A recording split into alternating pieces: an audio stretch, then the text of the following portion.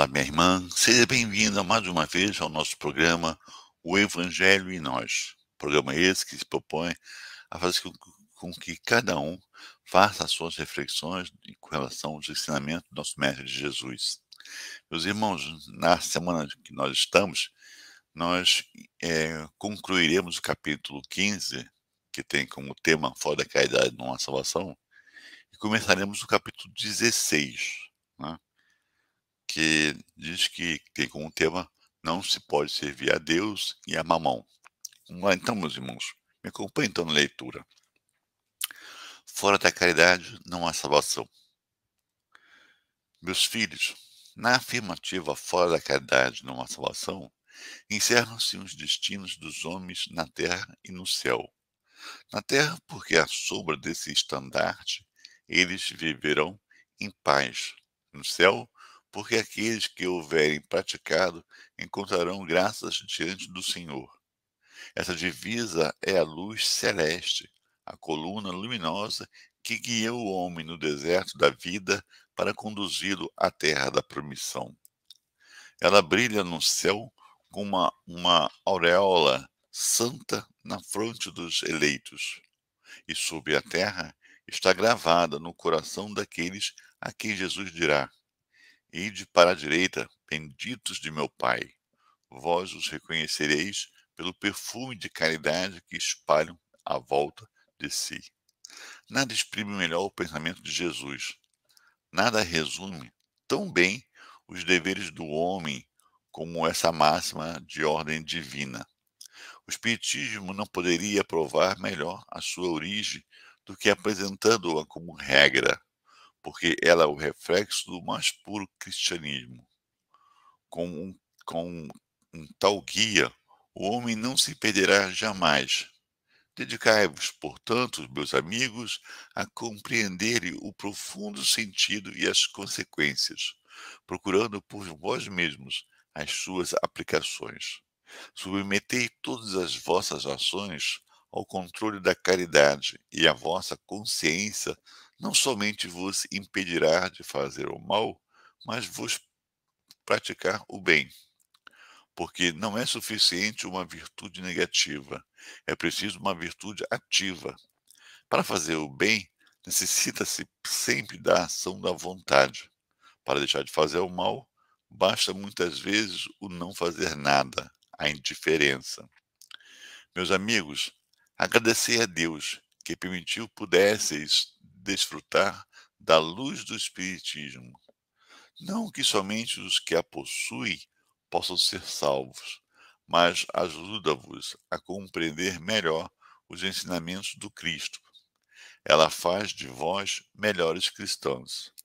Fazei, portanto, que, ao seres observados, se possa dizer que o verdadeiro espírita e o verdadeiro cristão são uma só e a mesma coisa, porque todos aqueles que praticam a caridade são discípulos de Jesus, qualquer que seja o culto a que pertençam.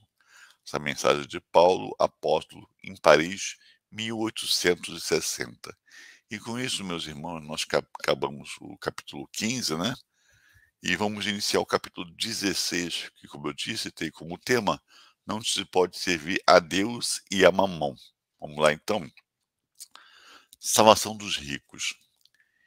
Ninguém pode servir a dois senhores, porque ou odiará a um e amará o outro, ou se prenderá a um e desprezará o outro. Não podeis servir a Deus e a mamão. Essa passagem está em Lucas, no seu capítulo 16, versículo 13. E aqui a gente lembrando que mamão, né, segundo os sírios, significava o deus da riqueza. Né? Então, continuando. Então, um jovem aproximou-se de Jesus e disse: Bom mestre, que bem devo fazer para adquirir a vida eterna? Jesus lhe respondeu: Por que me chamas de bom? Apenas dou, apenas Deus é bom. Se queres entrar na vida, cumpre os mandamentos que cumpre os mandamentos. Que mandamentos? Pergunta o jovem. Diz-lhe Jesus: não matarás, não cometerás adultério, não furtarás, não prestarás falso testemunho, honrarás teu pai e tua mãe, e amarás o teu próximo como a ti mesmo.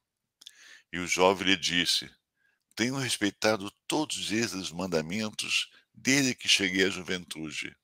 O que falta ainda? Jesus respondeu: se tu queres ser perfeito, vai, vende o que tens e dá-os aos pobres, e terás um tesouro no céu. Depois vem e segue-me. O jovem, ouvindo essas palavras, retirou-se muito triste, porque possuía muitos bens. Jesus então disse aos seus discípulos: em verdade vos digo que é bem difícil que um rico entre no reino dos céus. Eu vos digo ainda uma vez: é mais fácil um camelo passar pelo buraco de uma agulha que um rico entrar nos céus. Essa passagem está em Mateus, capítulo 19, versículo que vai do 16 ao 24. Também se encontra em Lucas, no capítulo 18, no item 18 a 25. E por último, também se encontra em Marcos, no capítulo 10, versículo que vai do 17 ao 25. E continuando a nossa leitura, preservar-se da avareza. Então o homem falou do meio da multidão: mestre, diz ao meu irmão que divida comigo a herança que nos coube. Mas Jesus lhe disse: ó homem, quem me designou para vos julgar ou para fazer as vossas partilhas? E acrescentou: tende o cuidado de vos preservar de toda a avareza, porque em qualquer abundância em que o homem esteja, sua vida não depende dos bens que ele possua. A seguir, contou-lhes esta parábola. Havia um homem rico, cujas terras tinham produzido abundantemente, e ele se entretinha com estes pensamentos: que farei, pois não tenho lugar onde possa guardar tudo o que tenho para colher. Eis o que farei, disse ele: demolirei os meus celeiros, construirei outros maiores, e neles colocarei toda a minha colheita e todos os meus bens. E direi à minha alma, tens bastante bens de reserva para muitos anos. Descansa, come, bebe, regala-te. Deus, porém, ao mesmo tempo disse ao homem: insensato que tu és, esta noite mesmo virão em busca da tua alma, e para que servirão as coisas que juntastes? É o que acontece àquele que acumula tesouros para si e que não é rico diante de Deus.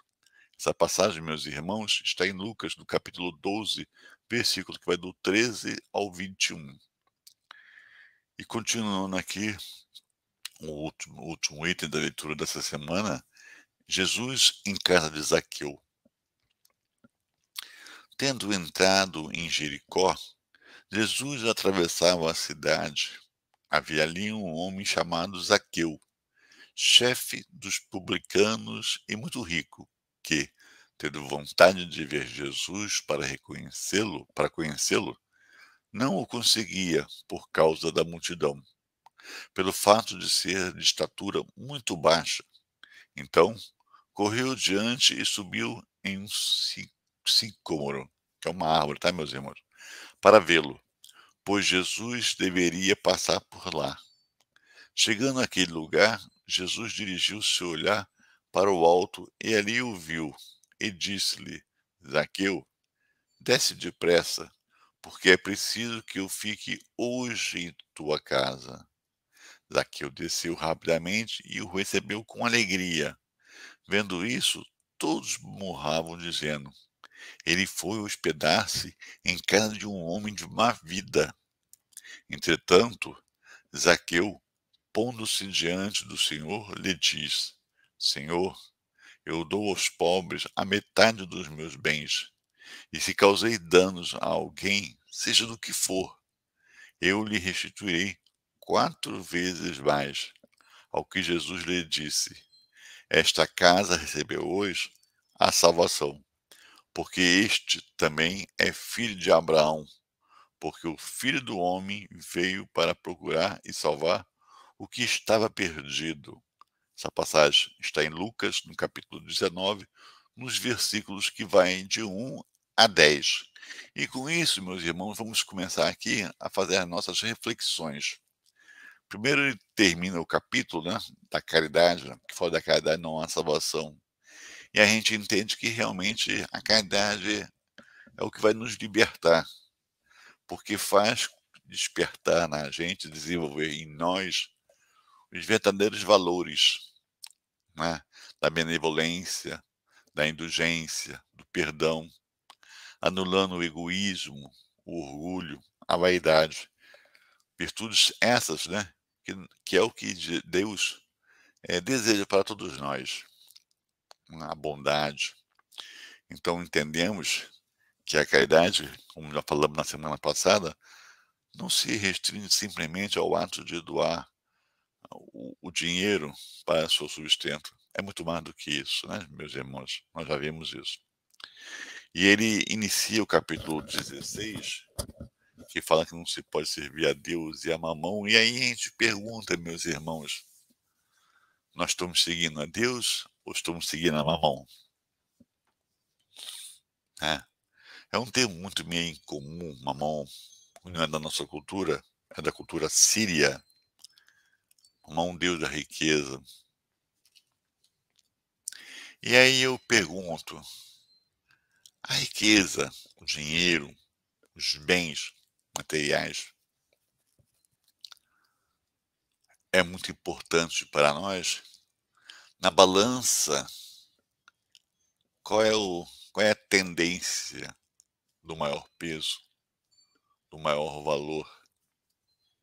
As questões morais, as questões espirituais, as questões que nos levam à felicidade prometida por Jesus, ou os prazeres do mundo em que o dinheiro pode facilitar e muito?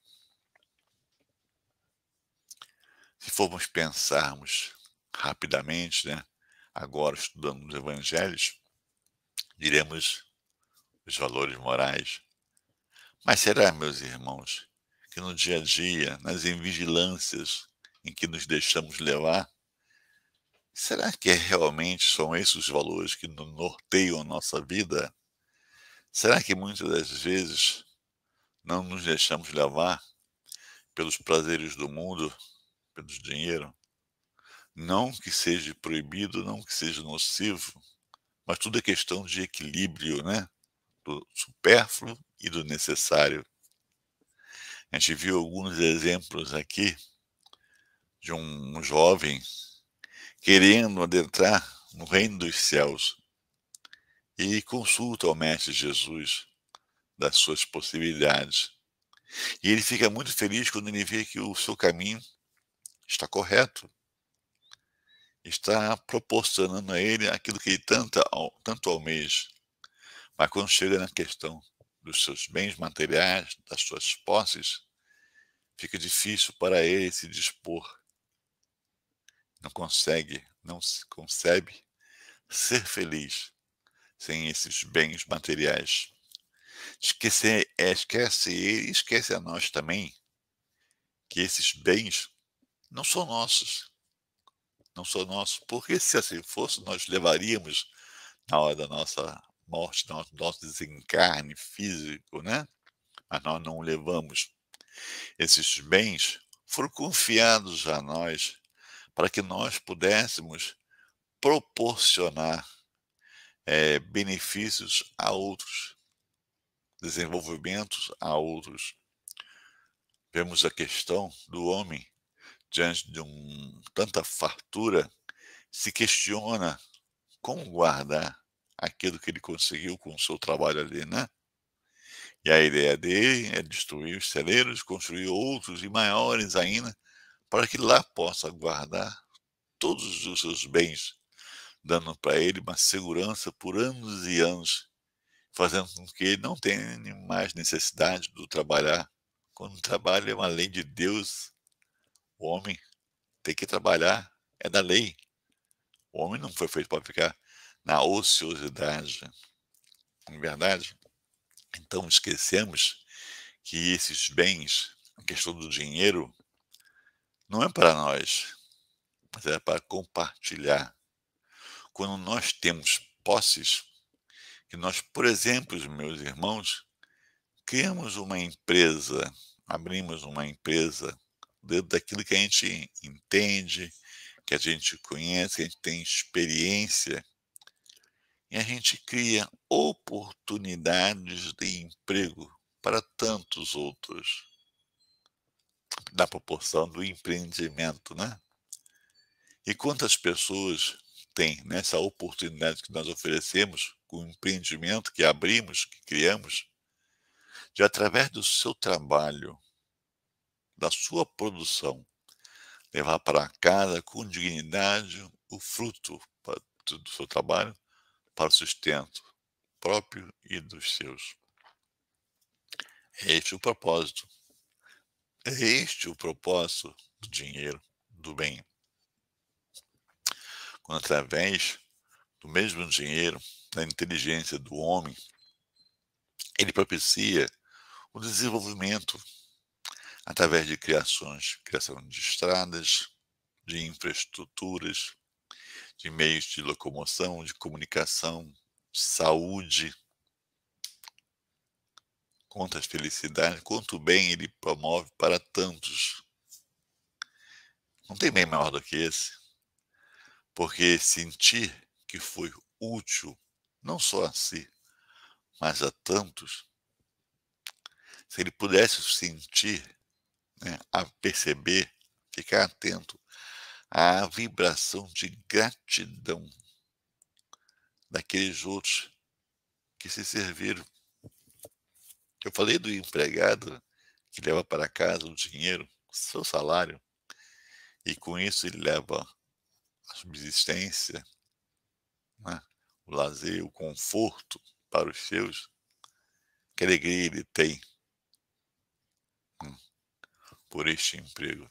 E este emprego foi você, meu irmão, que proporcionou.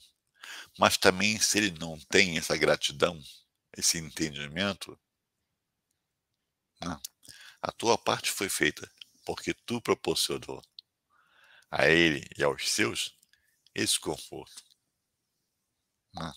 Você o auxiliou, tu seja grato a isso, porque Jesus falou, né, que quando nós fazemos qualquer coisa ao próximo, é a ele que nós fizemos. Então, na verdade, nós estamos fazendo para Jesus na pessoa do nosso próximo. E não tem alegria maior do que essa. Então, meus irmãos, vamos nos desprender desses valores materiais. Não são nossos, meus irmãos.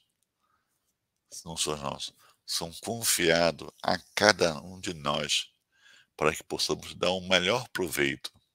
Não só para nós, mas para nosso próximo.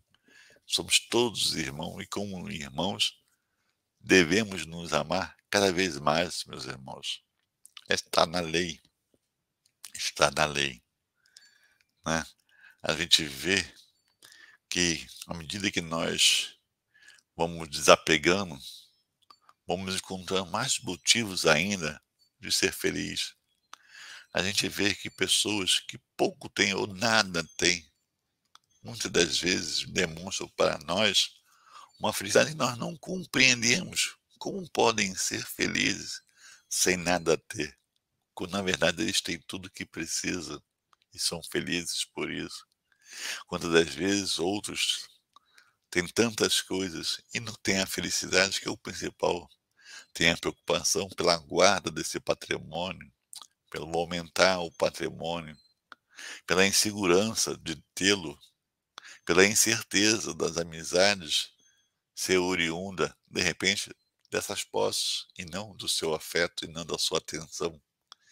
Então, meus irmãos, Vamos cultivar em nós os verdadeiros valores, os verdadeiros bens, os tesouros que nós realmente temos que ter, que é a inteligência, mas sobretudo, meus irmãos, os valores morais, né, que façam com que nós sejamos cada vez mais felizes, cada vez mais nos aproximemos do nosso Pai de amor e bondade.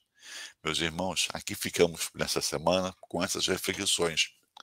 E mais uma vez o convite para na semana que vem voltarmos e, se possível, com os nossos familiares, com os nossos amigos, para que todos juntos, cada vez mais, possamos compreender a mensagem do Mestre Jesus. Uma boa semana, fique com Deus, graças a Deus, meus irmãos.